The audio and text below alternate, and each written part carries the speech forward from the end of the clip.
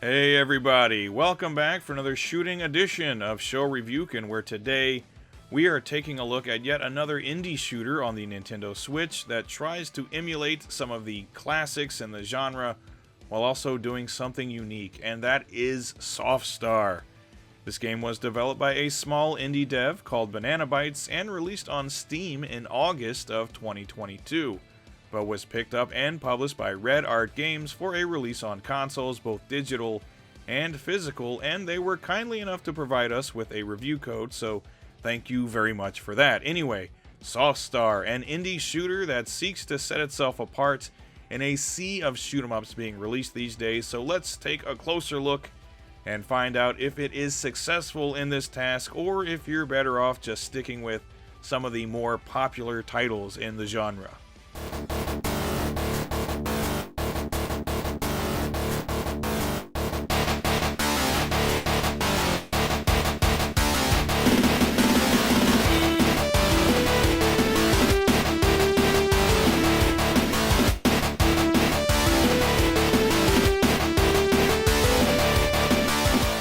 On the surface, Sophstar looks kind of unremarkable.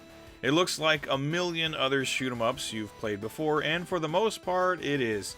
Nothing about Sophstar really blew me away on my initial boot up. It wasn't until I spent a little time with it that I started to appreciate some of the cooler features in Sophstar. For starters, there is a wide variety of playable ships, 9 in total, and each one plays uniquely from the others. They vary in speed, the type of shot they use, and a different special weapon that ranges from a traditional super bomb, a laser shot, or some kind of defensive ability. With so many ships, it kind of reminds me of the Raiden Fighters series, and it is nice to have a little variety, but at the same time, some of the ships seem kind of superfluous. After trying them all out, I really only felt like 3 or 4 of them were really essential. The core gameplay itself is pretty solid, and if you're playing the arcade mode, you are given a lot of different difficulty settings to choose from, and even on the normal setting, Sophstar does get pretty tough after the first couple of stages, and you do have a limited supply of continues, but you can earn more with repeat playthroughs of the arcade mode. Regardless of what ship you're using, you'll have 3 different abilities to make use of.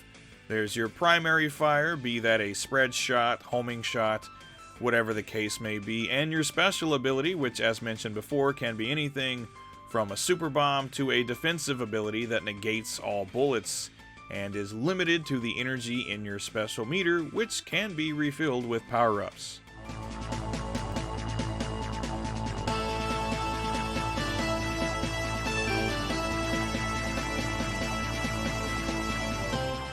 Aside from that is one more ability that spices up the gameplay in Sophstar, and that is your teleport ability. That's right, you can teleport around the screen, which, as you might imagine, is very useful in a shooter like this, and it is a very cool ability, but not quite perfected. Again, this ability is different for each ship, and they're not all created equal.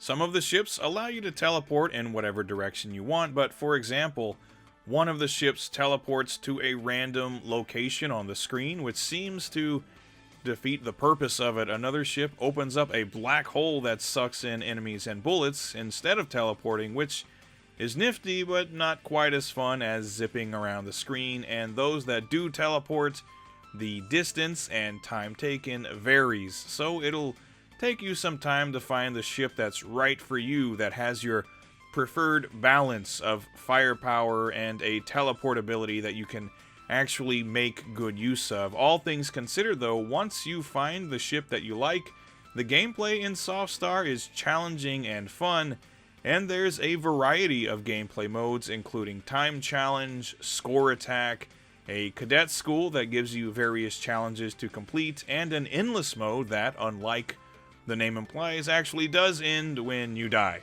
So the gameplay here is quite solid and enjoyable, and you've got a lot of modes and options to keep you busy.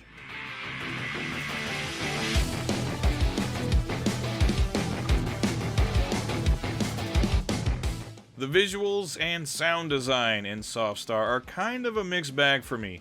While I do greatly appreciate the retro stylings of a game like this, some of the stages admittedly do look a little bit bland, while others are quite elaborate. Again, a mixed bag, but overall I do like the look of Sophstar, but just like Hellblasters, another indie shooter I reviewed recently, I really didn't care about the story or characters presented in the arcade mode, and honestly felt that the story segments just interrupted the flow of gameplay. But you can turn these off in the options menu. Call me old-fashioned, but when it comes to shooters, all I really need is an opening text crawl. As for the sound design, I honestly found the soundtrack to be pretty underwhelming.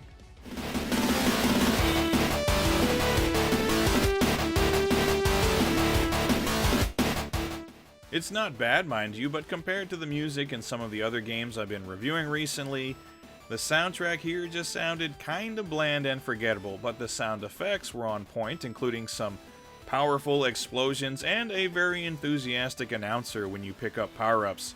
So overall, while not the best looking or sounding shooter on the Switch, Sophstar is definitely a solid playing game that I can recommend to shooter fans, especially considering that it is an inexpensive game if you decide to go with a digital download. Indeed, if you feel like you've played every shooter out there and you just can't get enough of that fast twitch, bullet dodging, super bombing action, that's exactly what Sophstar is here for.